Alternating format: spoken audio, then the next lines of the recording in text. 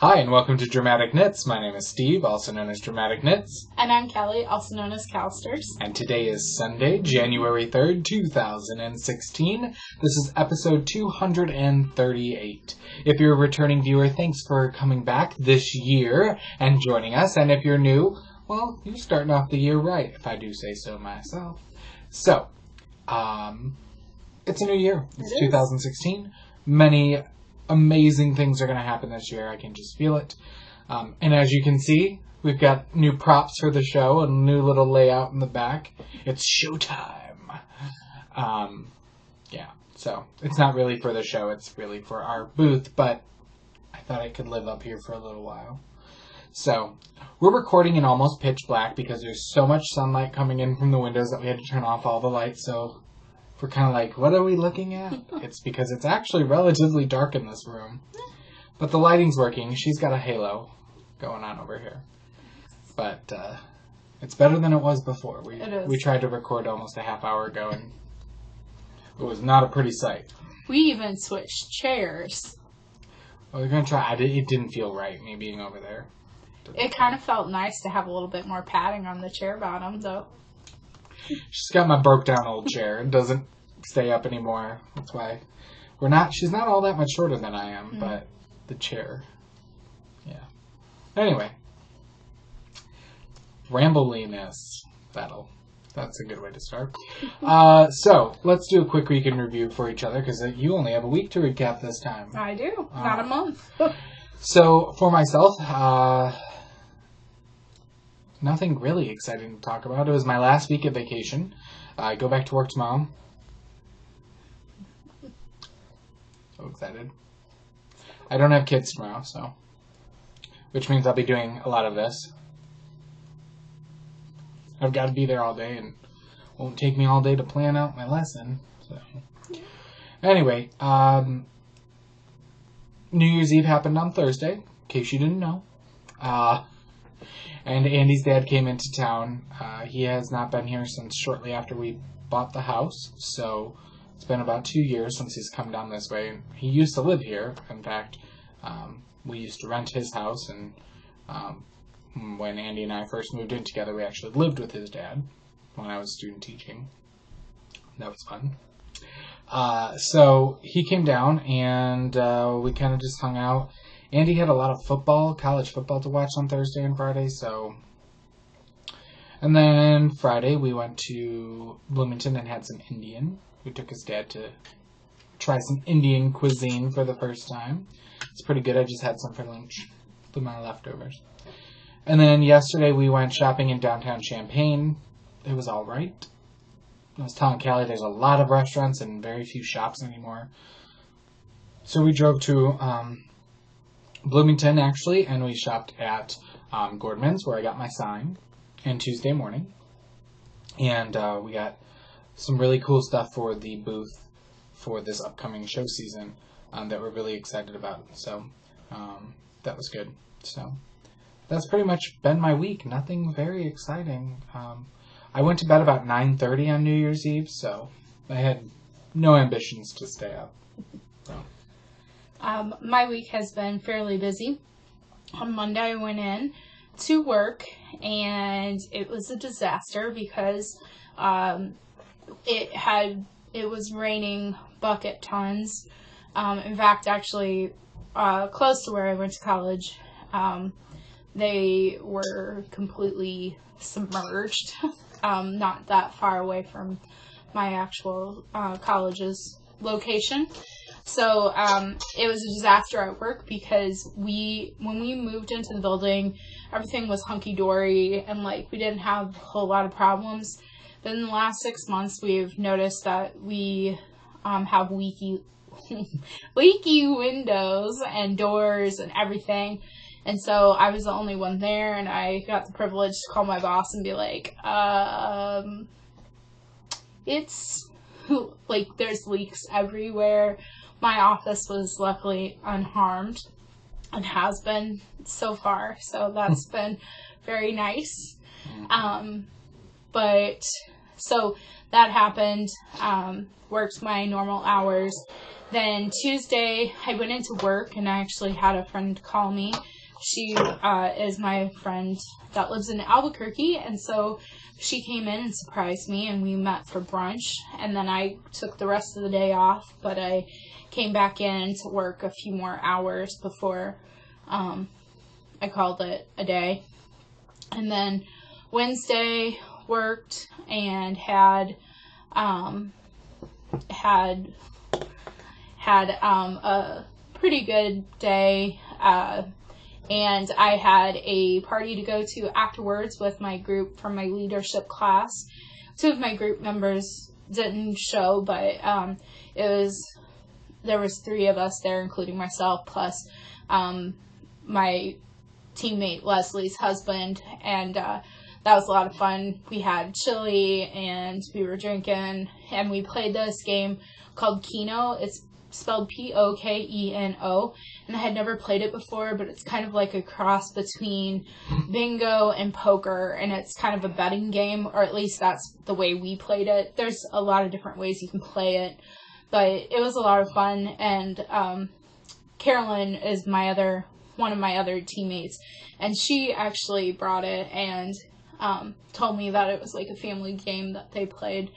And so that was pretty cool because, again, I had never heard of it, and it's kind of neat to be introduced to new card/board games. So that was cool. And then Thursday was a designated holiday for me, so I did not work.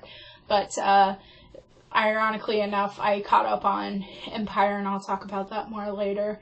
But I spent the whole day, no joke, watching Empire, and I also went to bed around 8:30 because I was just...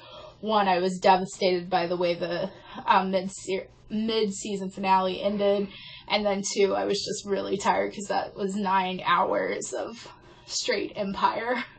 I mean, like, I did other things in between, but it was pretty solid there for a while. No judgment. People do Netflix, shows all at once, so I don't feel bad about a show that I watch, not at all. I would not in the least. Did you get a lot of knitting done? I did. Yes.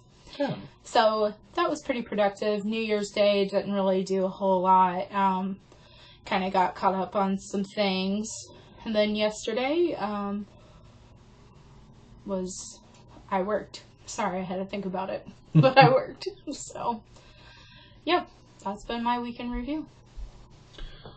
Well, let's get to what's taking a bow this week. Finished objects. I got none. I'm starting off the new year right.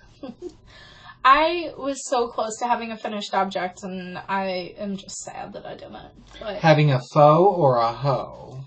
I would have actually had a foe and a hoe. Oh, okay. So, did have a hoe at one point. It'll be a sad tale of woe. Wait, did you see what I did there? I saw. Anyway. So let's talk about what's on the needles, what's performing this week. First thing is my Portage by Melissa Shushwari. I'm using Elizabeth LeBold Silky Wool in color number 65, which is spruce, on sizes 5, 6, and 7. But I took some time. I finished the second pocket. I took some time. I wove in some ends, and I seamed said pockets down and tried it on. Even Andy said it wasn't that bad. I don't know if he's being supportive or if he meant it, but you can see here this lay pocket. I like that. So it's garter band that's just seamed back, and then you seam the bottom. I wove in the ends and everything. Here's the textured stitch if you have forgotten. And then, just to prove to you, second pocket is done. Dang. So, the only thing I noticed, like, if you don't stretch it, it does pucker. Do you know what I mean? It kind of hangs open. Yeah. And they do suggest, and I did it, like, that you tack down about 1.5 inches from here in just to give it more stability. But now I need to pick up one of the sleeves and start on the sleeves. That's my next thing I'm going to do. But as you're going to see here in a minute, I got distracted by a new cast on. But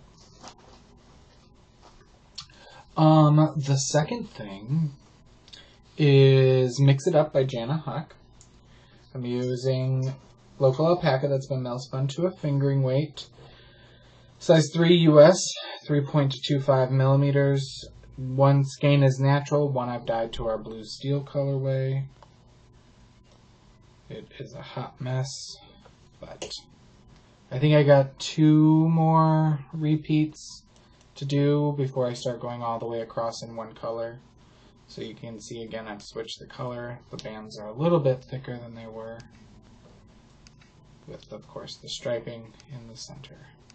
Very, very long shawl. Very, very long. Is it going to end up being a schlanket?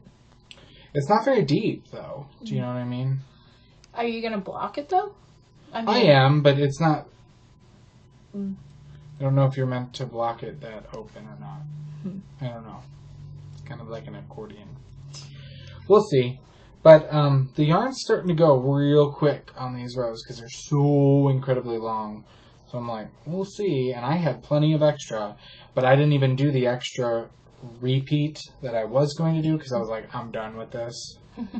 I was going to try to throw in an extra repeat to use more yarn. I'm kind of glad I didn't because who knows, I could run short. But I think I can finagle it to make it work if I need to cut it short. But putting that back on the cart. Oh, shush, that was just me.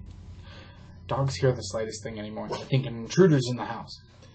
But yet when somebody walks in the house, it takes them like 30 seconds to realize half the time. Yeah. Anyway, second is Miss Wiss by Romy Hill. I'm using Knit Picks palette in J and a skein of Leading Men Fiber Arts Show Stealer and a Director's Interpretation, which is a one of a kind. And I was telling Callie, for the medium, you do 4 repeats of the body of the triangle. And I am starting the 4th repeat. I'm about a quarter of the way into the 4th repeat, and this is only as how big it is. And I have 2 50-gram balls of the J, and I'm maybe, I just put that in my mouth, I'm maybe halfway through the first ball, so I'm thinking I may do the extra repeat, which makes it into the large. I was doing the medium due to yardage, what it said yardage-wise, but now in her picture, her body of the shawl is really blocked out. So I could block it, very aggressively. It just seems so small, and I want to use more yardage because I get more door prize tickets based on yardage. So, just saying. So it's going, and it's not bad, and it's fairly simple and whatnot. So that's that. The next thing is a new cast on. So I talked about this before, and I'm going to talk about the knit along later towards the end of the show. But we're doing a knit along in the Leading Men Fiber Arts group, and it's called the Totally Tubular Knit Along, and it's where you knit a tubular cowl where you provisionally cast on, knit in the round till you're almost out of yarn, and then Kitchener stitch the 2 ends together, and you have a double thick cowl. So I'm using one of our 2015 Year in Review mini skein sets, and it is definitely going to be a cowl that only a mother can love. But it's almost so funky that it may just work. I don't know. But I've been having fun just, because they're little 10-gram mini skeins, knitting them on, and I really like the look of stockinette. And I like, even though there are harsh transitions between the mini skeins, how the stitches almost, I don't do a whole lot of just adding on colors. Now I will say, our colorways have a tendency to pool, knit at certain gauges. They are pooling for me, but it's kind of fun. So I provisionally cast on, and look at those colors. And so I'm knitting them in the order that they premiered. The colorways premiered in 2015. So I provisionally cast on 120 stitches. I couldn't really find a pattern that I liked, and the one that was knit out of fingering weight was like 650 for a basic one, and I was like, I can figure it out. I don't like to. I like somebody to tell me what to do, but I can figure it out. So I cast on 120. I think I like the length of this once, it's folded in half. I started on a size, and I did a provisional cast on, the crochet cast on over a knitting needle. So that was something new to me this year, and I liked it a lot. And I started on a size 6. I thought, shawls, I like the drape of a size 6. But in stockinette, it would have been almost too holy, you could have seen through the stitches, I think, a little bit too much. So I knit a row or two in size 6, and then I went down to a size 4 on a 16-inch needle. And it's just, I've been doing this while we've been watching movies. That neon is not that bright. No. It is bright, but... So the first colorway that came out this year was, this past year from us, was Beanstalk. And then we did Masquerade, which you can see definitely pooled, but it's almost kind of the swirly fun of it. And then my Punk Rock Highlights, which is the eye-searing neon on the camera. It is not that eye-searing, but... And then I've joined in Boyhood, which I did knit a pair of socks that Andy wears out of Boyhood. This is on our Show Stealer base. I just walked up to Andy on New Year's Day and said, Show Stealer or Showstopper? And he looked at me and I said, just make a decision, because we have both sets. And he said Show Stealer, so... That's that. So I will continue to knit all through all 10 colorways and then Kitchener it together. So you can definitely look at the Leading Men Fiber Arts group on Ravelry for details about the knit along, but I'll talk about it as well towards the end. And I'm just tying in the ends because they're going to live inside the cowl. So,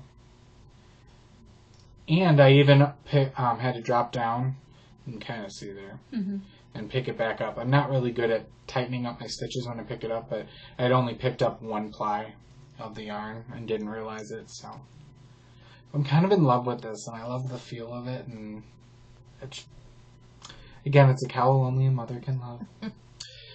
So the last thing I'm working on are my Shamrock Socks, and I'm using Knitterly Things Vesper sock yarn in the Shamrock colorway. Again, I only work on this when I'm rescanning, but I did make some progress on it. Here's the sock, the first one still.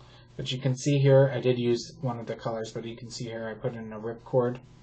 And I've decided for these, I'm not going to try to match or join in a specific color, or split. I'm not going to match the heels. I'm just going to put it in where, the yarn ends when I finish both socks. So that's that. I'm doing these on a size 1 US with 72 stitches. Because if you remember, if you've been a long-time viewer, I used to knit on 72 stitches on a size 1.5. And then I went down to 68, but I think I needed a tighter gauge. So I went to a 1, but then went up to 72.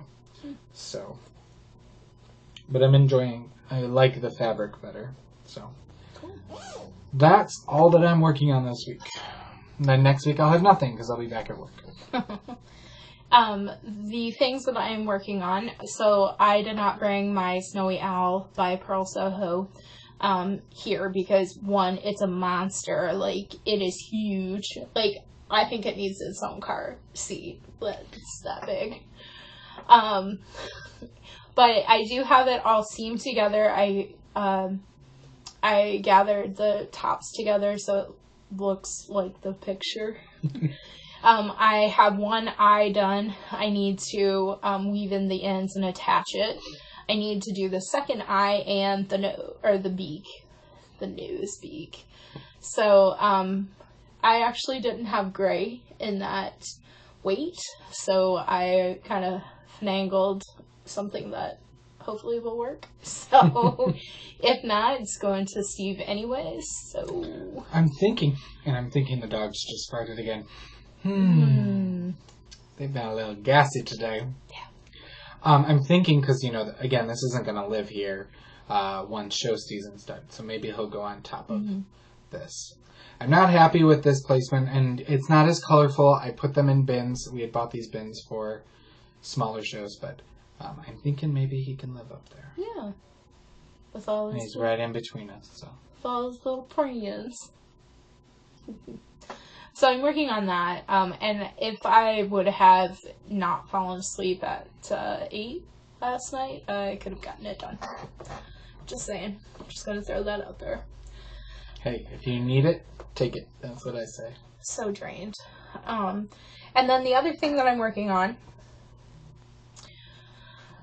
is my Mint Rain socks in the Pitch Perfect colorway. I'm not sighing because of the yarn. That is not why.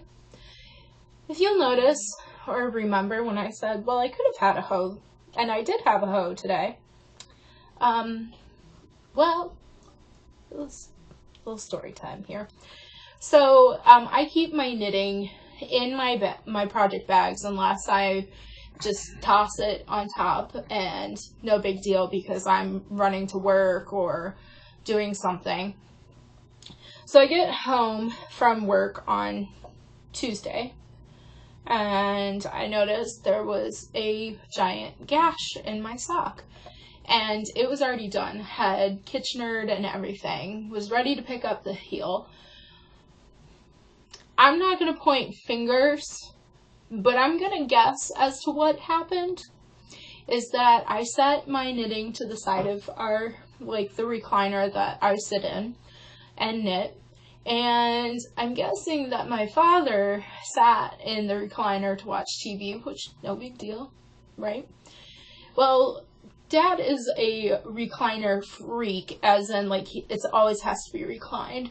So what I believe happened, based on the location of where the gash was and where my knitting was, is that it got caught up in the gear to recline because it cut the yarn, my knitted fabric, cut my knitted fabric, and it was so beyond repair. So the things that I have modified, because I was telling Steve, I think I have enough yarn to make both socks, but I'm playing it a little bit conservative because I wasn't too for sure. So I'm using Steve's recipe. So you do 20 rounds of knit 1, purl 1 rib for your cuff. I did 10, and then I did 53 rows put in for the heel flap, and then am knitting the 60 for the foot. So I cut back the leg. The leg, thank you. And the ribbing. Actually, I did 35 in the leg. I did 35. So, yeah. So, hopefully I will actually have a true hoe next week, and I would like to be able to get at least both pairs done sans heels, but we'll see. So, I dropped my needle, and that's all that I'm actively working on right now. So what's in rehearsal for us?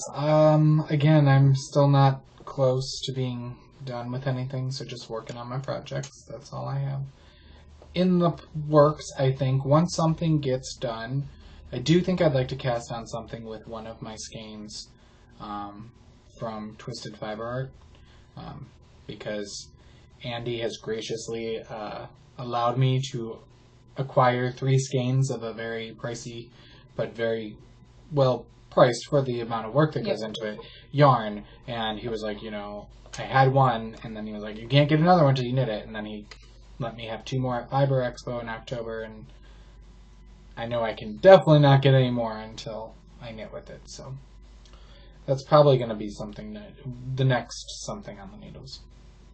Cool. We do have a new cowl going on, and I will post in the threads when we get done recording and all of that to set up the chatter and FO thread. But this knit along is going to run through the month of January, so projects must have been started on January 1 or after, and will need to be in the finished object thread by January 31. We will close the thread on February 1st. So the cowl for January is going to be a combination of 2 things. It's going to be, what I intended it to be was to knit or crochet any pattern that you had been gifted. And Steve reminded me that not everyone has been gifted a pattern, so I can understand that. So there's 2 options. Option 1, if you have gifted patterns, then you can choose from those, or if you have a number of knitting books and or magazines, you can choose a pattern from that. If you don't have knitting books or magazines due to space or whatever, feel free to check out a book from the library. You can make a working photocopy for yourself. That can be all found in Stephanie Pearl McPhee's wonderful website on legalities of photocopying knit patterns. So if you'd like to test me on that, then there's where I found my research. But yeah, so any gifted pattern that you've received or any pattern from a book or a magazine, then that should work. And for every 50 finished objects we receive, we'll do an additional prize. So right now, we'll start off with 1. If we get 42, then it'll still be 1 prize. If we get 52, then we'll add an additional, so there will be 2 prizes. If you use any base with Leading Men Fiber Arts, you can get 2 entries into the finished object thread. That is only for our monthly cows. That is not for the race to the finished object. So if you wanted to take your item that you knit or crochet and put it into the finished object thread, you can do that. But only post there once with your finished object if you use any base of Leading Men Fiber Arts. This is not restricted to, like hats, gloves, mitts, anything like that. It can be as big or as small as the pattern is. So if you have any questions, please direct them to me, either by ear burning me in the thread or sending me a private message. So that's what I have planned. I haven't picked, I think I know the pattern that I am going to pick, and I think it's called Emerson, and it's by Jenna, or Retro Lemon, and it was gifted to me, I'm pretty sure, by Sheila from Knit One Heart 2. But I could be wrong on that. But I have been dying to make it, so I think that's what I will be making. Cool. Yeah. Well, behind the scenes, what am I spinning this week? I'm still spinning the Spinneretta's Studio Polworth in the Frenzy 2 colorway, and I talked about how it is a gradient, and I am spinning it fairly thin so that I can Navajo or chain ply it to keep the gradient effect. It looks like a lot, but it's not that much. I have this much left to go. So it will still take me a while, so hopefully it'll be with work and everything. Maybe this will be done by next week, and then the following week it'll be plied, but not making any guarantees. I take life as it comes, and yeah, it's gonna keep me sane. So that's all that I'm spinning. So in the spotlight, what are we watching and reading? Again, I'm not going to talk about anything I'm reading. I haven't finished anything. I'm getting close to finishing an audiobook that I'm listening to while I'm spinning, but I haven't finished anything else because I haven't been doing a whole lot of driving. Well, starting tomorrow, but... So, I'm still watching, we're still watching House of Cards and Once Upon a Time. House of Cards, we're close to finishing Season 3, and then we'll have to wait for Season 4 to come out. Once Upon a Time, I'm still in Season 2. But we did watch 2 movies. Excuse me. While Andy's dad was in town. On Friday night, we watched Northman, a Viking saga on Starz. And I saw that it starred Ryan Quatten, or I think that's how you say his name. He was on True Blood. And he was, well, I won't say that. But anyway, he was on True Blood. And so I was like, oh, that might be interesting. And I know Andy likes the Vikings TV show. So it was all right. And nothing to write home about. So they snoring. The dogs are snoring. So it was okay. But I wouldn't necessarily recommend it. And then last night we watched the second best Exotic Marigold Hotel. I had not seen the first. Andy had watched it. He said the first was better than the second, but the second was still good. I was a little confused by the actual ending. But, you know, it is what it is. The second one has Richard Gere in it, and it has the Maggie Smith or whatever from Downton Abbey and many other things. Yes, and Dame Judi Dench. And a few other people here and there, but I thought it was alright. I thought it was pretty good. So I would recommend it. It's, most of it's a feel-good one, so.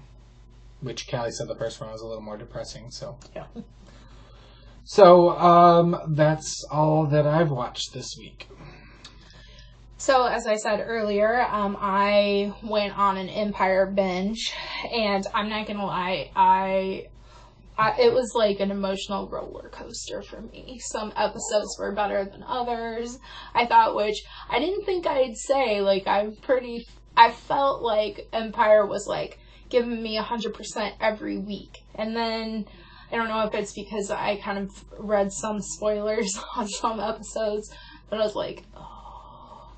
But I really, really, really want to know who pushed Rhonda down the stairs. I'm not going to say that's a spoiler alert, because if you are like me and if you've not watched at all, but you follow most of the cast and crew on social media, you would have known about that anyways. So I watched that. I did meet my 2015 reading goal. And I'm pulling up my Goodreads account just to give you the books that I read. I finished off by reading The River Between Us by Richard Peck, which I mentioned last week. I read The Chocolate Touch by Patrick Skeen Catling. It's an older book. We read it when I was in second grade, but I kept my copy because that was like the first real class we had to buy a book for reading class, other than, the prescribed textbook. So I read that, and it was okay. And the last book that I read of the year was called Paperweight by Meg Haston. And I got a lot out of that book. In the sense, it's a young adult book. And I kind of have a problem with, like, some Goodreads reviewers that are clearly adults, that are older than I am, and they come down so harsh on young adult novels, because I can say young adult novels have grown leaps and bounds in the quality and the availability than when I was a young adult in junior high and high school. With that being said, the reviews are not the greatest for Paperweight, but I liked it because it was a different perspective, and I think that teens or even young 20-year-olds could really gravitate to or take lessons away from. And it's about a girl that is bulimic, and she goes to like this camp, if you will, rehabilitation center to get better. And I felt like it was a real life kind of, like, you could definitely feel what she was feeling. There was points where I thought she was an arrogant, stuck-up protagonist, but I think that also goes with the theme of what you're dealing with. So I'd recommend it, but I'd also tell you it is about, points where there's suicide and death and, all kinds of adult themes. So, either yourself or your young adult readers in your life, what they are capable of handling. So I'd still recommend it. I think it's worth a read. Yeah, that's what I got to say about that. Cool. Mm-hmm. So what's your goal for this year? I set my goal for 36 books, which equals out to be 3 books a month. So right now I'm reading People I Want to Punch in the Face Holiday Edition. That's great. I saw you could set a goal, and I was like, that's just going to set me up for failure. That's like kind of doing 12 pair and, whatever. So I don't think I'll be doing that, but I told Callie sometimes I rewatch our show just to make sure I didn't make a total fool out of myself. But anyway, I watched last week, and she was talking about her reading challenge, and I said, well, let me look. Because I used to not actually physically read a whole lot because I read so much for work and with my kids, and when you read the same book 5 times in a day, the same passage, it's kind of like kills it a little bit for you. And so Audible has changed my life in terms of reading, and while Andy, who doesn't agree with me and doesn't believe that that is reading, it is a form of acquiring text, we're very different on that debate, but Audible has definitely changed my life in having a car that I can listen to books now. So I went and looked at my Goodreads account, and last year, 2014, I had only finished 3 books in that year, because I would tend to have a book on my nightstand and I would maybe read 10 pages, and I would do that for a week. Mm-hmm. I'd read 10 pages before bed, and then I'm like, oh, I don't want to. Or I'd get to a slow part in the book, and I'm like, just go to bed. Because it makes me tired anyway. So, so I wasn't reading a whole lot. But last year, in 2015, I read 21 books. So I was pretty darn proud of myself for that. On top of all the reading and passages and stuff that I do with work. So, both with business and with work. Yeah, so when I spend an hour in the car, it's a great way to use that time more efficiently, in my mind. Yeah. So. I don't know if, I just wanted to say this briefly. The town that I work in, Bloomington, it's Twin Cities, so it's Bloomington normal. But they selected their book for 2015 for their Twin Cities read-along, and it's Ready Player One. And so they sent out their program guide yesterday in the paper, telling all of the events and activities, going on that's going to be associated with the town and city reading the book. And they have a lot of 80s themed activities and that kind of thing. They've even got an 80s trivia night and 80s music night and all kinds of stuff. So it's kind of neat. So if you wanted to live vicariously through our Twin City Reads program, that's what we're going to be reading this year. I've actually thought about listening to it. I've heard the Audible version's pretty good, and I've heard the book is good. So I know we have it in our high school library. And I try to read some things that are in our library so that I can have things to discuss with my kids, and we actually have a staff picks wall so the kids can see kind of like what we're either currently reading, or I put up like what I finished, or what their teachers read in high school themselves, or what their favorite book is. So all right, we have a book review for you, and I'm gonna let Callie take the lead on this one. Yep. And I'll give my thoughts as we get there. So the book that we are reviewing is called Amazing Lace, and it's by Sharon Mooney and Cheryl Potter. It is, I do want to say this, it is put out by Cooperative Press, and they do have hard copies still available, but they're available only through select local yarn stores, but you can purchase a physical copy of the book through Amazon. I did look. It is not much cheaper than the suggested retail price, which the hard copy price is $26.95. But you can get the digital copy like we have via Ravelry for $16.95. But I will tell you, they used to, when you bought the hard copy book, you got a scratch-off code to get the PDF. They are no longer doing the combos.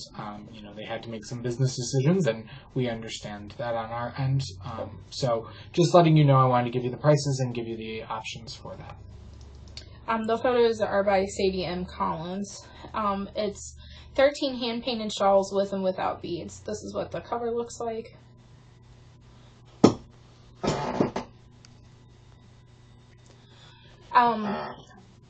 So there's 13 patterns, like I had mentioned, and they are ranging from bigger shawls to kind of very dainty shawls. And there's even a hanky in there. Yeah, the Hanky Panky. I don't know why I thought it was interesting, to say the least. But. It does give a gallery view. It is not in the e-copy. It is not clickable on the patterns. It may just not be on the iPad I just pulled it up as a PDF. I pulled it up as a PDF on my thing. So it could be, I'm just going to let you know just in case if that is kind of your jam. I really do like the photography in here. I think there's some stunning photos. This is the first pattern. That being said, though, with the photos, I feel like they are lacking. There are a lot of photos for some of the things we're going to talk about here in a minute, but there are plenty of patterns that only have one photo of the pattern. Yep. And something that Callie and I talked about was they're not always on a model, and when you're using hand-painted yarns have movement, have body, have life, and you kind of want to see the whole thing, which some of the shots are lacking in even seeing the whole project, but you also want to see them on a living form as well. And I will say there is one one model throughout, and I don't like invoking this statement more than I have to because I think it's not necessarily fair. But as someone that is a plus size girl, I would like to see some of these things on a variety of models, not just one. I just want to know that if I'm going to put the time, energy, and money into a beaded lace shawl, that it's going to actually fit me. With that also being said, I haven't gone out to the Ravelry pages to check certain projects, but that was a big key factor that kind of made me not happy with the book, but that's, again, one perspective. The first pattern is called Entourage, and it was the pattern that I just showed you. This is a little bit of a closer picture. So you can see that it is a very beginner lace project. It is actually knit as one whole piece, and then the buttons are added on later. There is several learning factors in this book. There's a lot of swatches, pre-blocked or blocked and then unblocked, different techniques. And so you can see that this pattern, or this swatch, was for the Entourage pattern. So it shows it in a solid color and shows that, looking at what kind of needle they should use. The lesson following it is the different types of yarn overs, which I think is very beneficial. There's a lot of lessons in here that I think if you bought the book or downloaded the e-copy, either way, you will learn a lot of different techniques throughout the book. So I think that's one of the major selling points for the book. Again, different swatches showing gauge. I'm trying not to give away too much of the pattern. Well, and I don't think even that's the pattern. They have the pattern, and then they have lessons that you're going to need regarding that pattern. Yeah. And one thing that Kelly and I also talked about prior to recording is this book sells itself on being, lace with hand-painted yarns. And it's co-authored between the designers and the dyer, who is the dyer behind Cherry Tree Hill Cheryl. yarns. Yep. And so before every pattern, you get notes from the designer about where they were inspired, where they were coming from, and then you also get notes from the dyer. Now, I will tell you all the yarns in here are Cherry Tree Hill yarns. That being said, they play the book to being hand-painted yarns and saying how you don't have to be afraid of lace. And while some people aren't, and that's great, this did not convert me to believe that lace should be knit with hand-painted yarns or with variegated yarns. Let me take that back. Not hand-painted, but variegated. It did not convert me. I can see where it can be fun. Mm-hmm. I can see where it can add some spice to your knitting. I still don't think that the lace shines in the variegated. But the one thing that is really good about the book are the lessons that she talked about. And you could work through the book starting off with beginner lace, and the lessons that go with each pattern, the patterns get progressively more intricate. That it would be a great work your way through to learn lace and to, I wouldn't say master it, but get very, very comfortable with it. The second pattern is the Hanky Panky. It is a hanky. I do like this. For someone that has family in the South, hankies should not be wrapped around tea kettles. I'm just going to say that was, again, I appreciate the photography, but do you know how bad you can burn your hand on that? From a practical standpoint with beads in it, I was like, no, homies, no. But it is very pretty, and I would probably make this, just because it's very dainty and reminds me of my Aunt Edith and Aunt Lillian. The other thing we should note is that if you are a beginning lace knitter, this book is all charted. So if charts aren't your jam, this might not be for you. But again, the lessons are very well worth the price of this book, as well as if you find yourself liking multiple patterns, whether you use hand-painted or variegated yarns, you could always use solids if you are just beginning and want to kind of get the feel of lace. It doesn't mean just because the book is sold to that kind of consumer appeal, doesn't mean that you can't use it for other things. So this is what Hanky Panky looks blocked out. So I did like that. And I like this because even though it is, it's very subtle in color, and I like that.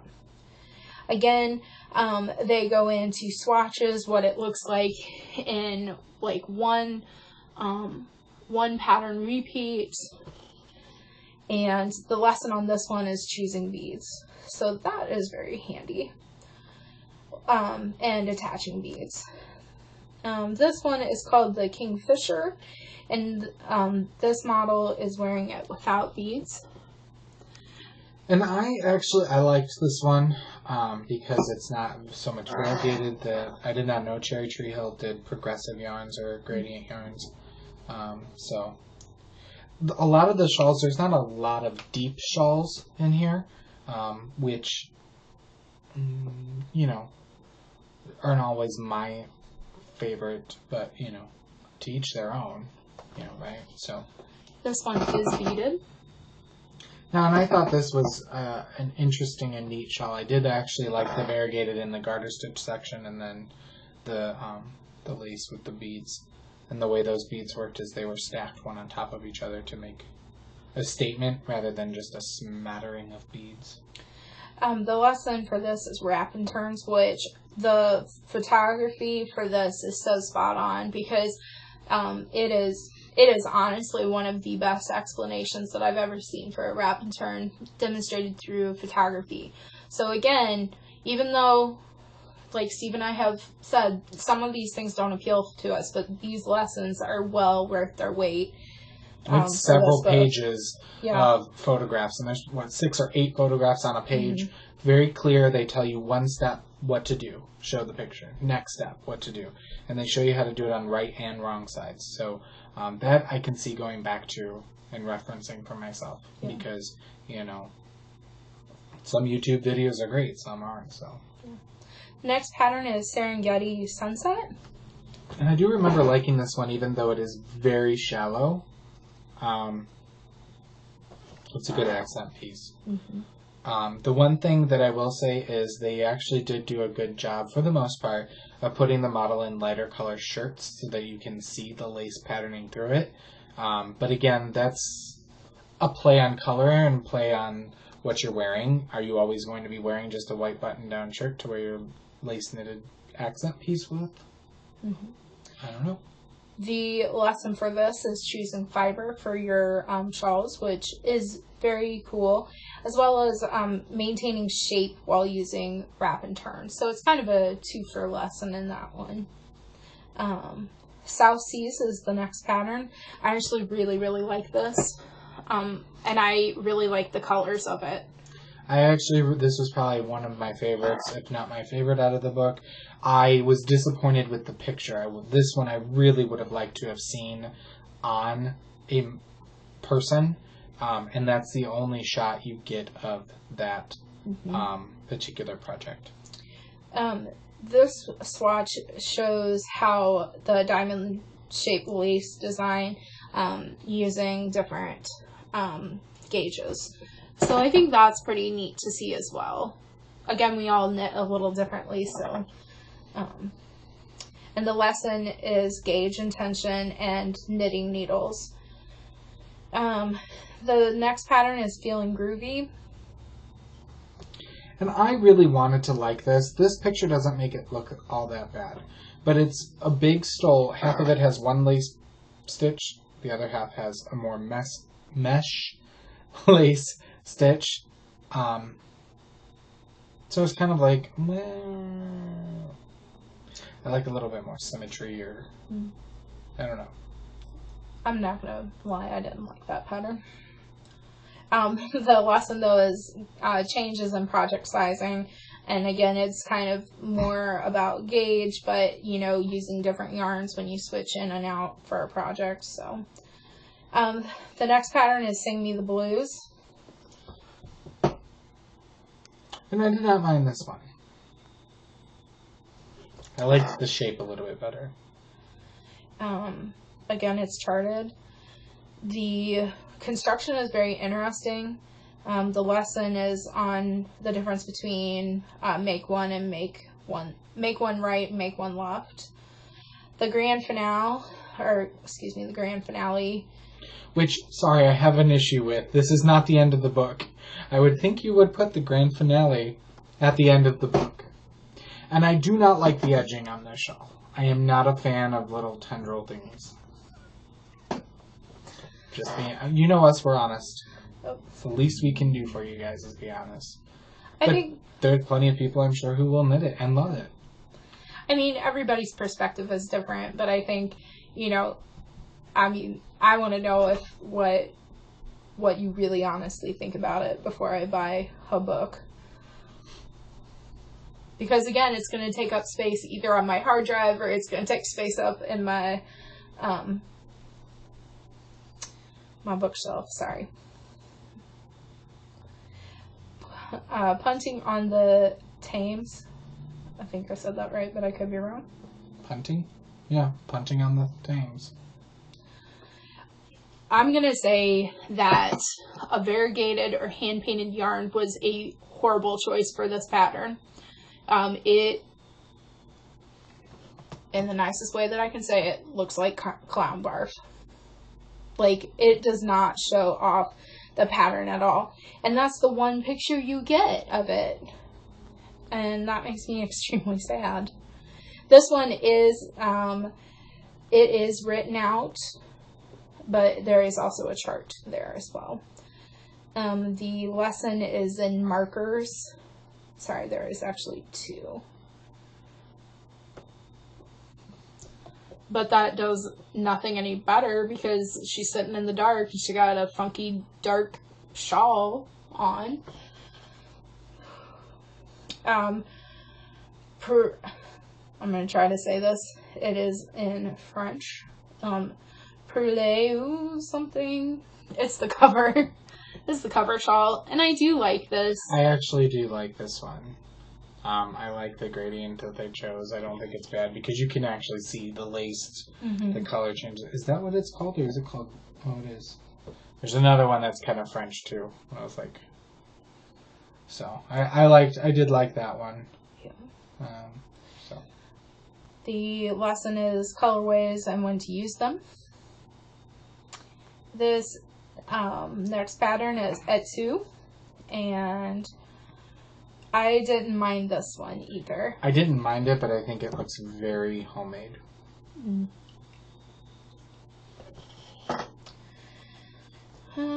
that's a cowl, I believe. I should stand corrected. There are some patterns in here that are written out, but the majority of them are charted. So I knew there was one, and it's one that I actually liked, and then I realized it was entrelac. And I've done entrelac, and I can do it. I just was like, I don't feel like challenging myself that much. Because is that the next one? Cheryl's shawl. Oh, no. I did like Cheryl's shawl, I believe. I do like that a lot. And I think it's because, 1, it's knit in a solid color. 2, you can see the actual patterning. And 3, it does have beads on it, and you can actually see the beads. Like, very appropriate color choice in beads. The lesson here is blocking and casting on and binding off. Entre nous is the next pattern. This is the one that I like that's entrelac. I think it's a good mix of solid and variegated, and you use the solid for the lace sections and everything, and I like that it's not just stripes, but it's actually the actual diamonds because it's entrelac. But if you wanted a challenge, or if you love entrelac, I think this would be a really nice one, and I liked the shape as well. There is a abbreviation page as well as symbol guide, and then the last page is about cooperative press. So, like we've mentioned several times, it is a great reference book for different techniques and different patterns. I would again say, to follow up with that, is that you can definitely do solid colors in these pieces, and actually I think some of them would look better in solid colors. Just know that going into it. But maybe hand paints or variegated are your jam, and maybe this is the type of book that you've been looking for to stretch your boundaries or use up some of that stash. And I think different strokes for different folks, my friends. So, you know, this is our honest review of it.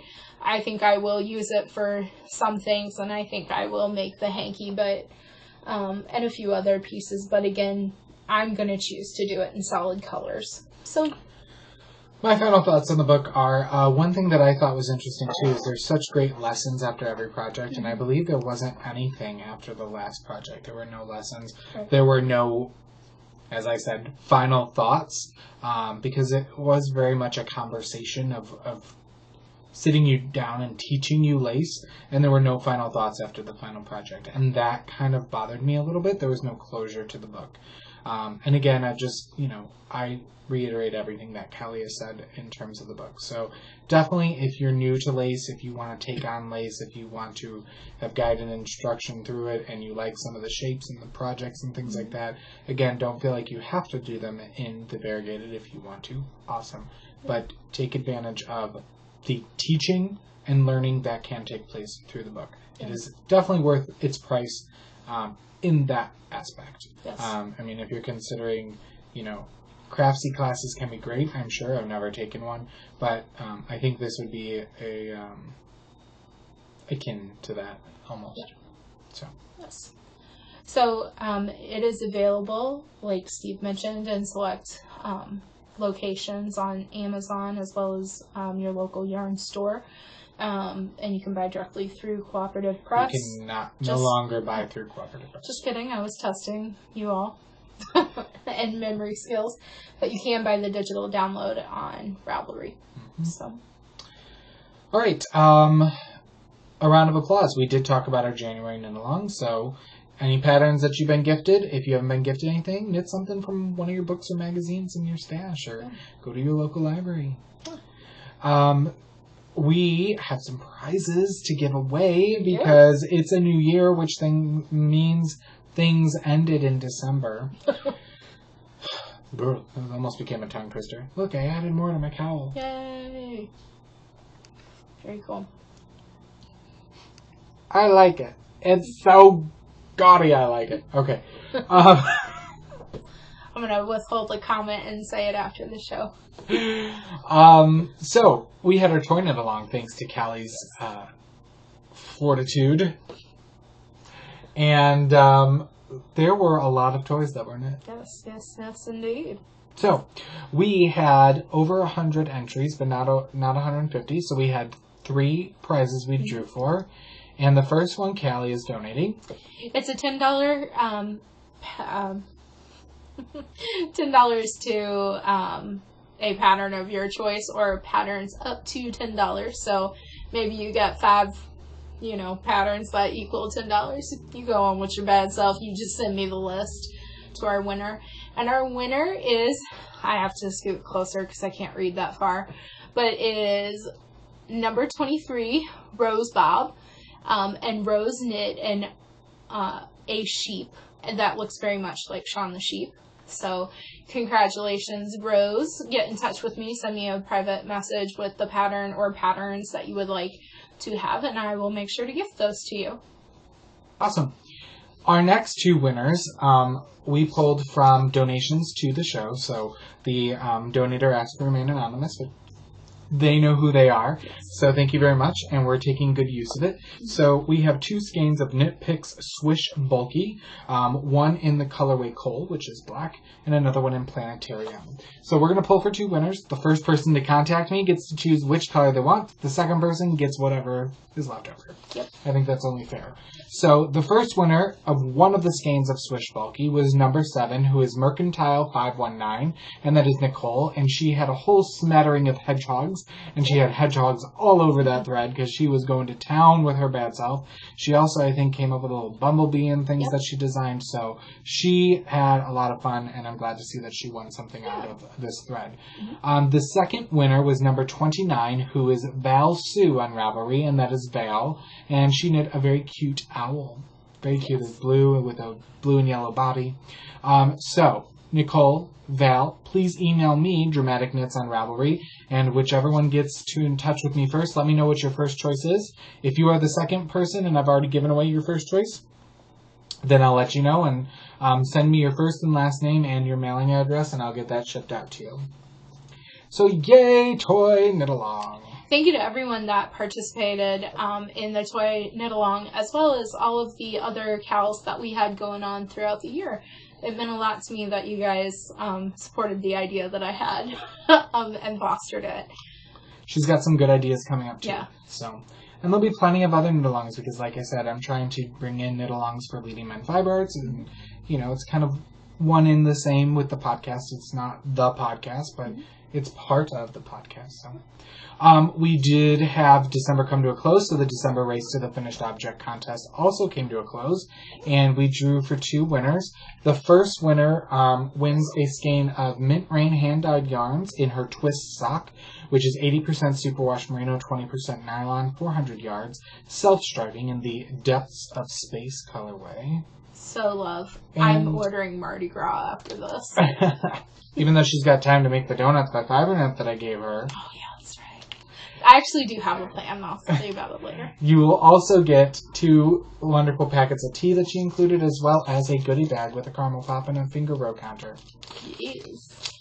So the winner of that was number 316, who is MVA 5493, who is Valerie, and she did a wonderful sock hat. So congratulations, Valerie. Please get in contact with me, Dramatic Knits. Again, first and last name and mailing address, and I will get that out to you as soon as I can. The second prize is a pattern from our featured designer, who is... Meg Sanders. Yep, Megan Sanders. And she is donating anything that's giftable through Ravelry through her store to you. So the winner of that was number 298, who is Bina Knits, and that is Sabrina from, well, I didn't write down where she's from, but she did a wonderful red cowl that her little girl was modeling. Yes. So, Sabrina, would you please take a look at Megan Sanders' Ravelry store? I've linked to it in our show notes, which can be found at dramaticknits.com. And let me know what pattern of hers you would like, and then I will email Megan. She'll gift it to you, so congratulations on that. And thank you, everyone, for entering all those finished objects you finished. Holidays were upon us, and finished objects were getting done. Yep. So it'd be great if we could keep that mojo going all year, but I understand life gets in the way. Callie definitely understands that. More than you'll ever know. Alright, so January's here. It's 2016. A lot of things are going to happen, but the first is an oldie but a goodie, which is our Race to the Finished Object contest. Yes, we're continuing with that. We love it so much. So, this month, we are going to be giving away some, wait for it, Shalimar Yarns Breathless Kush, which I've tried to give away 4 times, and no one's ever contacted me for. It's a wonderful blend of superwash merino, cashmere, and silk, a bulky weight at 145 yards per skein. This is in the black truffle colorway, and this is 40 grams or 50 yards of a leftover from the Neptune colorway that I knit. So whoever wins the January Race to the Finished Object contest will win this, because I'm going to make sure it finds a home. The second prize is a pattern, again, from Megan Sanders, our featured designer. She'll be with us for January, February, and March. So, can I say what one of our upcoming knit-alongs is going to be? And it's going to require a lot of back homework on my end. So, January and February I already have selected. So March and April... You can tell them what February is if you want. Okay. So February is going to be a knit-along that, or knit-along, crochet-along. Craft-along. Craft-along. But, yeah. And it's going to be all things in red or pink. And, you know, there's a lot of great charities out there that use red for their color. There's like the red scarf knit along. Special Olympics uses red in their patterns. Operation Red Scarf is another one. There's a bunch of different ones that use red or pink in their thing. Or if you're like me and you're selfish, get on with your bad self and knit something for you. And I'll just put it out there. Leading Men Fiber Arts Colorway of the Month, we've already decided, because actually we did it for a sock club, but it didn't have rights, so we like it so much we're actually going to premiere it as February's Colorway of the Month, and it is reds and pinks. I will go that far to tell you that much. So, just saying. Granted, you can't buy it till the beginning of February, and February is a short month, but... I've seen a pattern, but I haven't cued it for conversation hearts, and I think that'd be really cute if you want to do some conversation hearts. I could see the ones you'd embroider, what you'd put on those hearts. So that's going to be February, but March and April... Sorry. I'm just going to breeze past that. March and April, I'm really excited about, because Steve and I have talked about this for some time now. Like I said, it's going to require some homework on my end. But what we are going to do is show our previous sponsors, our featured designers, that we've had over the many years that we've been podcasting. And it's going to be for 2 months, March and April, like I said. And it's going to be any pattern by the list of folks that have been our featured designers. So that's going to have its own separate thread, so that way you don't have to keep going back to the top and that kind of thing. And I'll link everything so it'll go directly to their pattern page, and all will be well with the world. We want to show love to all of those that have shown us love, and it's going to go back from the very beginning. So I'll be getting back onto the blog website, and we're gonna do that. So if you've got patterns that you've queued or have received from us, or have won, or whatever it may be from those featured designers, then feel free to use those patterns. So yeah, that's definitely going to be very exciting. We did forget to mention one thing, so I'm going to throw it in here. We do have a copy of Amazing Lace to give away. So even though we weren't like, oh, yes, go buy this book now. I mean, we were, in terms of the lessons and the knowledge. We do have a copy to give away to you guys. So if you were like, I don't know what you be talking about, Steve and Kelly, I love that book, then you can go over to a thread that I'm going to open up here after we hit the stop button, and let us know what pattern from the book you would want to knit first, and maybe what yarn you would use. If you were like, you know what, no, I'm going to use some variegated yarn, and I think it's going to look good in this, maybe put a picture in if you want to do that. We'd love to see what you would potentially use. All right, so we are going to move into center stage, all things Leading Men Fiber Arts. If you leave us now, we hope you enjoyed this week's show, and we'll see you next week. We'll both be here, hopefully. Yep. We always say hopefully. Can't say yes. I'll be here. I have leadership class on Saturday, so we'll probably record on Sunday like usual. So, center stage, Leading Men Fiber Arts. What's been going on? Well, first of all, Corn Dog is very excited. My mother is here again. She just likes to stop by. I wonder if she brought mayo. We're almost done. She brought mayo last week because she got it on sale. You know, that's how it goes. But she shows me she loves me with mayo. So not those Wiki windows.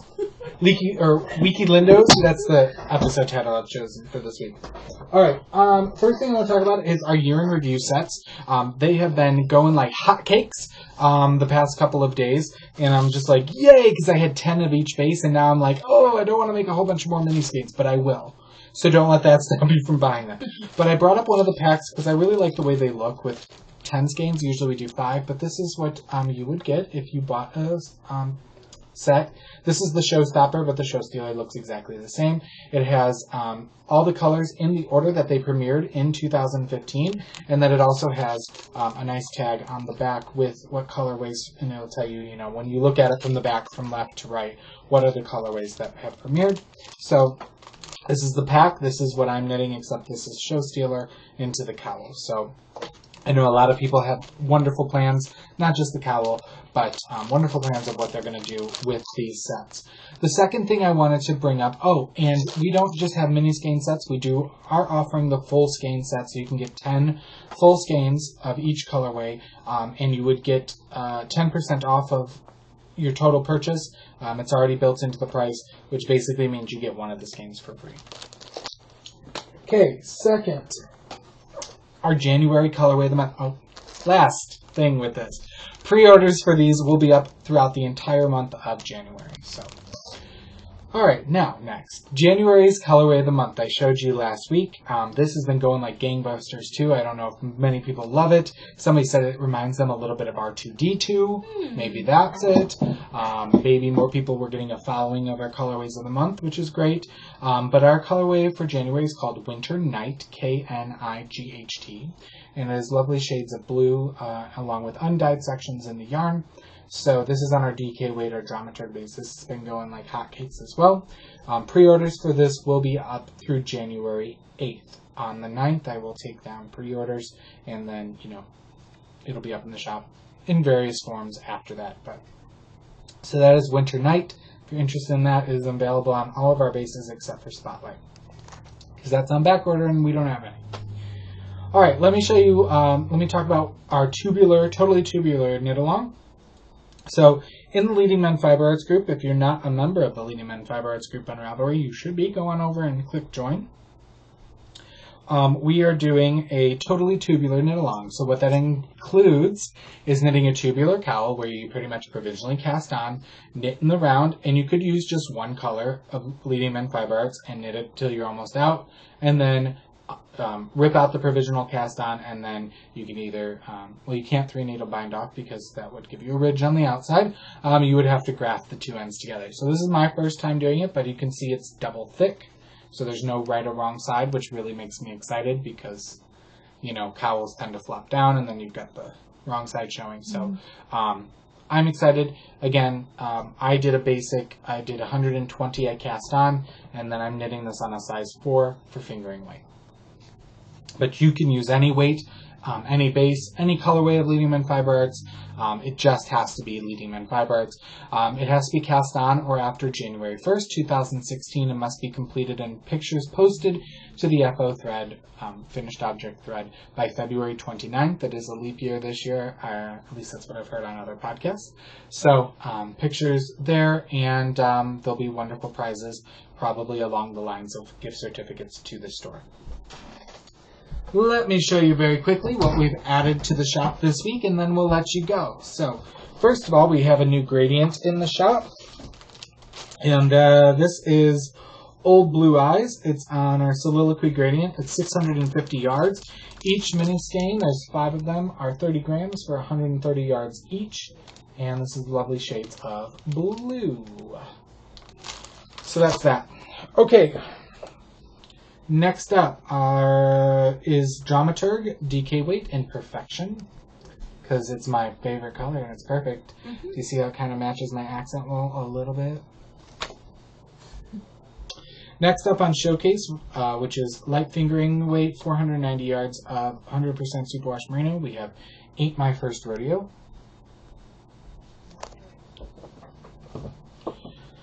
On Dramaturg, we have some Cherry Pie. She's my cherry pie. Yeah, we may sing snippets from that song every time we dye that colorway. On Showstopper, which is 75% superwash merino, 25% nylon fingering weight, Damn Straight.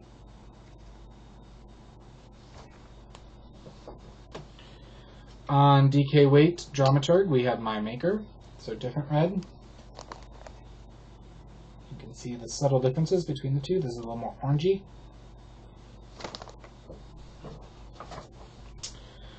On Showstopper, we have a director's interpretation. This is Bahama Mama, but dyed the wrong way, so it's kind of more tonal and blended of colors rather than variegated like Bahama Mama is normally. So now this I could see using for lace rather than our normal Bahama Mama colorway, which is more variegated, if that makes sense. So, on Show Stealer, which is our MCN base, we have Mother Earth. Reminds me of Mr. Planet. Do you remember him? It's kind of where I should have called it Mr. Planet. Then people would have bought it more. They'd be like, "Oh, Mr. You remember Mr. Planet?" Anyway, on Show Stealer, we have Watchmen. And yes, somebody who was... Oh, Stockinette Zombies. Megan was knitting with this, and Amy was saying the character's name. I don't know really who the character is. I've only seen Watchmen once. But yes, it's based on the Doctor and his blue genitalia, as Amy said. Because he has a nude scene, but it's all blue and like glows. And anyway, you'd have to watch this movie Watchmen. And last but not least, on Callback, which is our sport week, we have a new colorway, but this is actually, it's called People Eater. But this is a dark version because we decided to lighten it up a little bit. But like Purple People Eater, if you know the song. So it's a fun, bright purple. But the we lightened it up quite a bit. So it's kind of pinky purple. But there are two skeins of this. This darker one in the shop. So we have some other new colorways we came up with. Two new semi-solids one's called Electric Avenue and another one's called Black Walnut. So we're excited to show you those.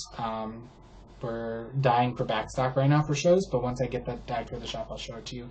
Electric Avenue, I'm very excited because it's like it's a little bit like Edison Bulb from Madeline Tosh. It's that really bright highlighter yellow that I've been looking for, and Andy would never let me get it. And I finally snuck it into the cart last time we got dyes, and I'm like, now that's the yellow I've been looking for. Anyway, it's kind of, I put it in the pot, and I was like, oh, it didn't look like how I wanted it. And then it finished cooking, and I felt a little bit like Frankenstein. I was like, it's alive! Anyway, so hopefully you enjoy my antics and my excitement over dyeing colors onto yarn. So we're going to let you go for now. It's a bit of a longer show, but hopefully you will stick with us throughout 2016 and beyond. And again, you can find us on iTunes, YouTube, and our blog, which is dramaticknits.com. If you have any questions, you can find me as Dramatic Knits on Ravelry, Lydia Men Fiber Arts on Instagram, and Dramatic Knits on YouTube. And you can find me as Calsters on Ravelry and Calsters88 on Instagram. So until next week, we hope you knit something dramatic.